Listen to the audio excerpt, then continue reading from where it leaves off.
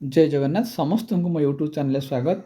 आगु को तुम मानकर एसएसपी टीजीटी परीक्षा आसू जाऊँगी एवं से आपण मैंने भल भाव प्रिपेयर हूँ। आशा करी जगन्नाथ ए वर्ष जो पिला माने चाकरी पाई ना कि कम मार्क वंचित होती से निश्चित चाकरी पातु। तो आ डेरी करनी पिला मैंने तुम मानी मुझे सिलेक्टेड ओडिया ग्रामर क्वेश्चन नहीं आसी। भिडियो भल लगे ताल निश्चित लाइक करेंगे और कमेंट बॉक्स में निज मतामत पे देवे। ताले आज प्रथम क्वेश्चन पे देखो गंगोदक यह संधि विच्छेद कले कौन हम? गंगायुक्त उदक हम ना गंगयुक्त उदक हम ना गंगयुक्त उदक हम ना गंगयुक्त उदक हम? तो पे राइट आंसर कौन हम? गंगा युक्त उदक हूँ गंगोदक। ऑप्शन नंबर 1 हूँ यार पे राइट आंसर। तेणु तुम संधि पे क्वेश्चन तुम एसएसपी टीजीटी ओडिया ग्रामर रे आसूची। तेणु जो जो चैप्टर क्वेश्चन आसूची मु तुम से चैप्टर क्वेश्चन टाक नहीं आसी। तेणु भेरी इंपोर्टेंट क्वेश्चन टाक आम सबुदिन प्रैक्टिस करवा। तुम मैंने मो सहित जड़ित रुह। तुम ओडिया रो ग्रामर जहाँ भी तुम सिलेबस अच्छी तुम पेडागोजी हो तुम जियोग्राफी हो तुम हिस्ट्री हो तुम सब क्वेश्चन मुझे अवेलेबल करदेवी। तो देखिए पे next question question number 2। Question number 2 देख अष्टरत्न यही पदटे थिबा समासर ना कौन? तोर समासर मध्य तुम पे क्वेश्चन आसूची तुम द्वंद्व ना बहुब्री ना कर्मधारय ना दिगु। तेरे अष्टरत्न यही पदटी को जदि आम आर विग्रह वाक्य करवा तेले कौन हम पिला माने ना अष्टरत्न माने तुम आरंभ पे कौन आसूची ना अष्ट माने गोटे संख्या पलि आसूची। संख्या पलि आसिले सेटा हो पिला माने कौन हम ना दिगु। तेणु यार राइट आंसर पे दिगु हम यार राइट आंसर। तेणु प्राय तुम आमर एसएसबी टीजीटी रे तुम अव्यभाव कर्मधारय नले बहुब्री ए तीनटा को तुमने विशेषकर भल भाव पढ़िया पिला माने। आज मु ए रिलेटेड जहाँ भी किसी क्वेश्चन अच्छी तुमने सीटा नहीं आसबि। तेणु अष्टरत्न यही पदटे जो समास अच्छी से पे तुम अष्ट और रत्न माने 8 अष्ट माने 8। तेणु यहाँ तुम दिगु समास हम यार राइट आंसर भी जा क्वेश्चन नंबर 3 को। क्वेश्चन नंबर 3 पे तुम देख कौन अच्छी देख तुम यहाँ क्वेश्चन नंबर 3 नंबर क्वेश्चन रे तुम अच्छी छंदरू क्वेश्चन परीक्षा आसूँ 1 मार्क निश्चित छंदरू क्वेश्चनटा पड़ो। तेणु छंदरू जो क्वेश्चन तुम पड़ो तो ये प्रश्न पचारि उत्कल कमला विलास दीर्घिका मराल मालिनी नीलांबु चिलिका पद्यांशटी छंदर नाम कौन? ताले आम छंद को केमती चिन्हवा ना आम यपर केतेटा एटा दीटा पादरे गोटे पद होती। तो आमको यही प्रथम अक्षर गुड़ गणिया पड़ो 3 3 6 3 9 3 12। तेणु टोटाल 12 तले गणिदेव 3 3 6 3 9 3 12 12 अच्छी। तेणु 12 थी तुम मैंने मन रखिए तुम अच्छी भागवत बाणी ना शंकराभरण ना बंगलाश्री ना नटवाणी। तो मन रखिए पे राइट आंसर होची तुम नटवाणी 12 हेले मन रखिए पे नटवाणी है। तापर जी भागवत बाणी हेले केते हम ना 9 अक्षर संख्या 9 हेले सेटा हम तुम भागवत बाणी। बंगलाश्री केते पिला माने कमेंट बॉक्स रे कह बंगलाश्री केते हम है। एबे जी नेक्स्ट क्वेश्चन क्वेश्चन नंबर 4 को। क्वेश्चन नंबर 4 देख पिला माने तुम अलंकार 1 मार्क क्वेश्चन निश्चित भाव परीक्षा रे पड़ो। 1 मार्क निश्चित अलंकार आसूची छंदूर 1 मार्क आ अलंकार 1 मार्क। लुणी कौन मणिलिणी मधुझर को सुनीता विषम वंशी स्वर को पद्यांशटी बहुत अलंकार नाम कौन? ये देख लुणी कौन लुणी मणिलिणी मधुझर को सुनीता विषम वंशी स्वर को। अब तुम मैंने देख पे मैंने जमक हम ना अनुप्रास हम ना श्लेष हम ना प्रकृति हम। तो राइट आंसर कौन हो पे मैंने? तो राइट आंसर पे मन रख यार अनुप्रास हम यार राइट आंसर। कहीं अनुप्रास अलंकार क्या कहती ना एठारे पिला माने तुम देख न आउ ल आउ तुमर लुणी मणिलिणी तमें ल आउ ण यहाँ बारंबार कौन व्यंजन वर्ण व्यवहार होती। तेणु जो थे जो अलंकार तुम बारंबार तुम कौन हो व्यंजन वर्णर व्यवहार होता अनुप्रास अलंकार कहते। किंतु जदि गोटे गोटे शब्दर बारंबार व्यवहार हो जमक कह ହଁ ତେଣୁ ଏଠି ବାରମ୍ବାର ଲ ଆଉ ଣର ବ୍ୟବହାର ହେଇଥିବାରୁ ତାକୁ ଆମେ ଅନୁପ୍ରାସ ଅଳଙ୍କାର ବୋଲି କହିବା। ତ ପିଲାମାନେ ଆଶା କରି ବୁଝିପାରୁଥିବ।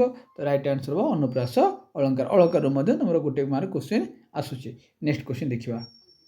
क्वेश्चन नंबर 5 नंबर क्वेश्चन पिलाମାନେ ଦେଖ ତୁମର ବାକ୍ୟରୁ ମଧ୍ୟ ଗୋଟେ କ୍वेଶ୍चन ତୁମର ପିଲାମାନେ ପରୀକ୍ଷାରେ ପଡୁଛି। ନିମ୍ନରୁ ଯୌଗିକ ବାକ୍ୟଟିକୁ ଚିହ୍ନଟ କର। ତାହେଲେ ତମର ସରଳ, ଯୌଗିକ, ଜଟିଳ ଆଉ ମିଶ୍ର এই ଚାରିଟା ବାକ୍ୟରୁ ତମର ପରୀକ୍ଷାରେ ଗୋଟେ ମାର୍କ ନିଶ୍ଚିତ ପରୀକ୍ଷାରେ ପଡ଼ିଥିବ। ତେଣୁ ତମମାନଙ୍କୁ ବାଛିବାକୁ ପଡ଼ିବ କୋଉଟା ସରଳ, କୋଉଟା ଯୌଗିକ, କୋଉଟା ଜଟିଳ। ତ ଦେଖ ନମିତାକୁ ତାଙ୍କ ଘର ଲୋକ ଭଲ ପାଆନ୍ତି। ଏଟା କି ବାକ୍ୟ? ଏଥିରେ ଗୋଟେ ମାତ୍ର ସମାପିକା କ୍ରିୟା ଅଛି। ପାଆନ୍ତି, ଭଲ ପାଆନ୍ତି, ତେଣୁ ଏଟା ହେଉଛି ସରଳ ବାକ୍ୟ। ଗୋବର୍ଦ୍ଧନ ଦରିଦ୍ର ମାନଙ୍କର ସେବା କରେ। ଏଠି ଗୋଟେ ମାତ୍ର କ୍ରିୟା ସମାପିକା କ୍ରିୟା ଅଛି, ସେଟା ହେଲା ସେବା କରେ। ସେବା କରିବାଟା ମାନେ ସରଳ ବାକ୍ୟ। ନେକ୍ସଟ ମା ଭଲ କରି ଶିଖାଇଲେ କିନ୍ତୁ ବବିତା ରୋଷେଇ କରିପାରିଲା ନାହିଁ। ଏଠି ଗୋଟେ ତମର କିନ୍ତୁ ଆସିଲା। କିନ୍ତୁ ଆସିଲେ ପିଲାମାନେ କ'ଣ ହେବ? ଆଉ ଗୋଟେ ବାକ୍ୟ ଅଛି ତମର ଦରକାର ସମୟରେ ଯିଏ ସାହାଯ୍ୟ କରେ, ଯିଏ ସାହାଯ୍ୟ କରେ ତାକୁ ପ୍ରକୃତ ବନ୍ଧୁ କହନ୍ତି। ତେଣୁ ଏଇ ଦୁଇଟା ବାକ୍ୟରେ ତୁମକୁ ଚିହ୍ନିବାକୁ ପଡ଼ିବ।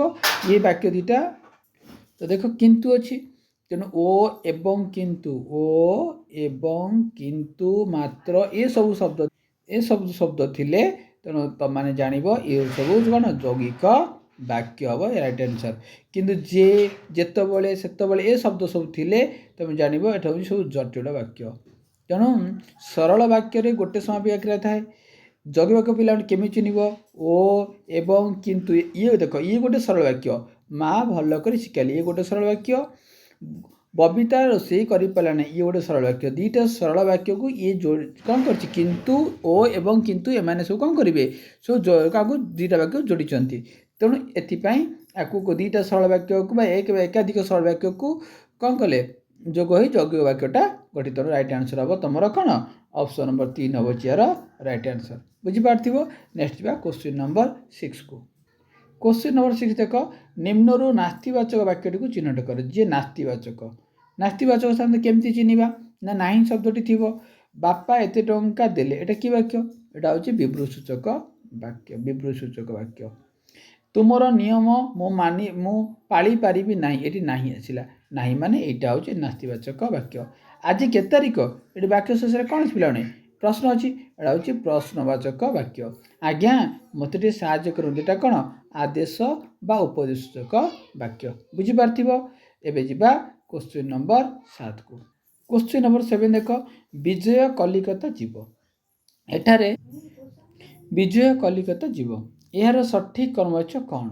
विजय कलिकता जाई आसिला, देखिए कर्मवाचक कराया जोटी पिला माने कर्म कथा कहछि। विजय कलिकता जाई आसिला ना विजयर कलिकता जीवार थिला ना विजय कलिकता जाई पारंती ना विजयर कलिकता जीवा हेबो। तो राइट आंसर पिला माने हेबो ऑप्शन 4 विजयर कलिकता जीवा हेबो।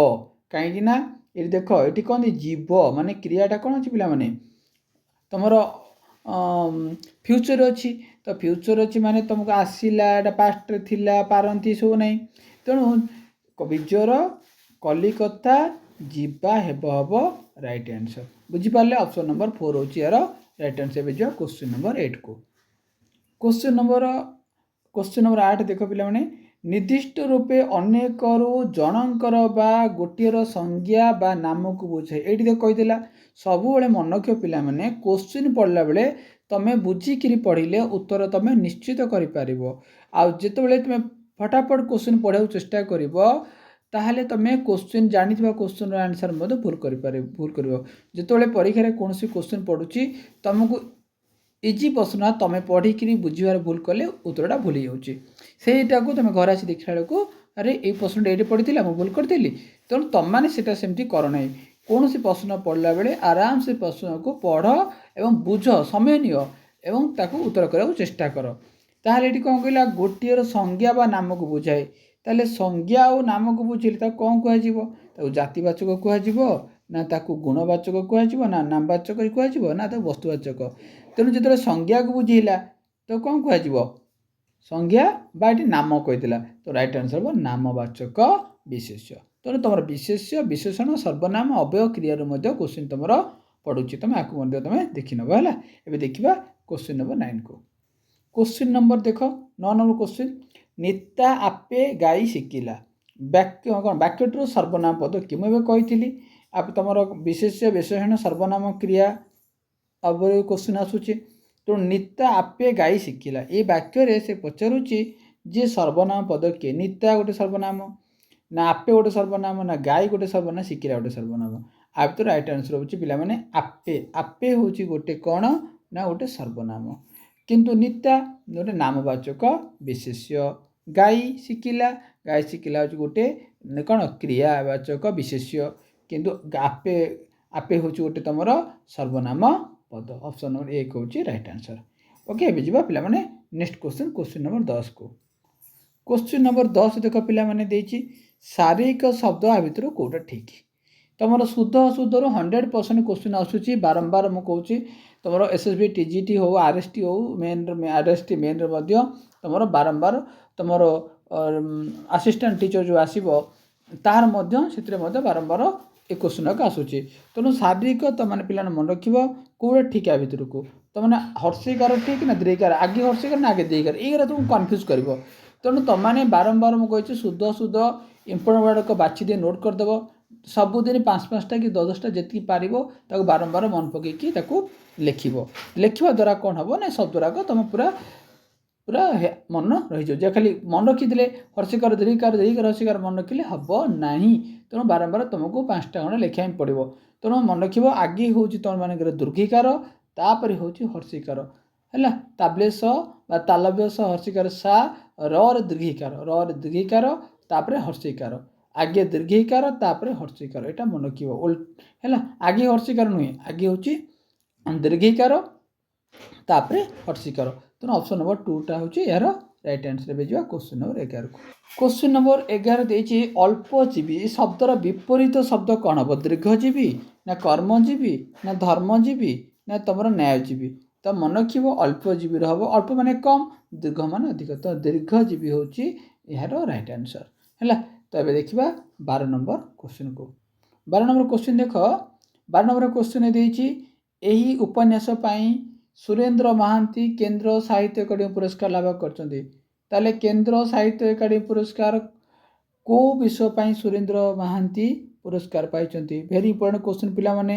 ଏଇଟା ତୁମର ନୀଳଶୈଳ ନା ତୁମର ବଧୂ ପ୍ରିୟା ନା ଅନ୍ଧ ଦିଗନ୍ତ ନା ନୀଳାଦ୍ରି ବିଜେ, କେଉଁଟା ହେବ ରାଇଟ୍ ଆନ୍ସର ପିଲାମାନେ।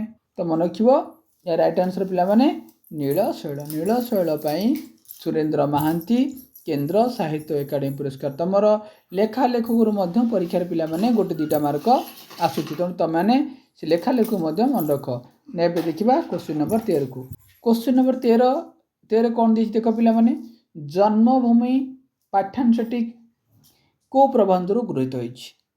କଣାମାମୁଁ, ଇତିହାସ ଓ କିମ୍ବଦନ୍ତୀ, ମୋ ସମୟର ଓଡ଼ିଶା ନା ପ୍ରବନ୍ଧ ମାନସ। ଏଇ 4ଟା ଅପସନ୍ରୁ ଜନ୍ମଭୂମି ଯେଉଁ ଅଛି ସେଇଟା କେଉଁ ପ୍ରବନ୍ଧରୁ ଆସିଛି। ତ ମନେ ରଖିବ ଜନ୍ମଭୂମିଟା ତୁମର ପ୍ରବନ୍ଧ ମାନସରୁ ଆସିଛି। ଅପସନ୍ ନମ୍ବର 4 ହେଉଛି ପିଲାମାନେ ଏହାର ରାଇଟ୍ ଆନ୍ସର। ଏବେ ଦେଖିବା ପିଲାମାନେ next 14 number question. 14 number question ଦେଖ ବା ଆଜିର ଏଇଟା ଶେଷ କ୍ୱେଶ୍ଚିନ୍। ନିମ୍ନରୁ ତତ୍ସମ ଶବ୍ଦଟା କେଉଁଟା। ତୁମର ତତ୍ସମ ତଦ୍ଭବ ଶବ୍ଦ ମଧ୍ୟ ଆସୁଛି। ପ୍ରାଚୀନ ନା ନର ନା ଭଉଣୀ ନା ଗରାଖ, ତା ଭିତରୁ କେଉଁଟା ଗୋଟେ ତତ୍ସମ ଶବ୍ଦ। ତ ମନେ ରଖିବ ପିଲାମାନେ ତତ୍ସମ ଶବ୍ଦଟି ହେଉଛି ଆ ଭିତରୁ କେଉଁଟା ନା ପ୍ରାଚୀନ। ପ୍ରାଚୀନ ହେଉଛି ପିଲାମାନେ ତୁମର କ'ଣ ଗୋଟେ ତତ୍ସମ ଶବ୍ଦ ହେଲା। ତାହେଲେ ଯଦି ତୁମମାନଙ୍କୁ ଭିଡ଼ିଓଟି ଭଲ ଲାଗିଥିବ ତ ନିଶ୍ଚିତ ଭାବରେ ନିଜର କମେଣ୍ଟ ବକ୍ସରେ ନିଜ ମତାମତ ଜଣାଇବ। ଆଉ ଭଲ ଲାଗିଥିଲେ ଲାଇକ୍ ମଧ୍ୟ କରିବ। ପୁଣି ଦେଖା ପିଲାମାନେ ନେକ୍ସଟ ଭିଡ଼ିଓରେ। ଜୟ ଜଗନ୍ନାଥ।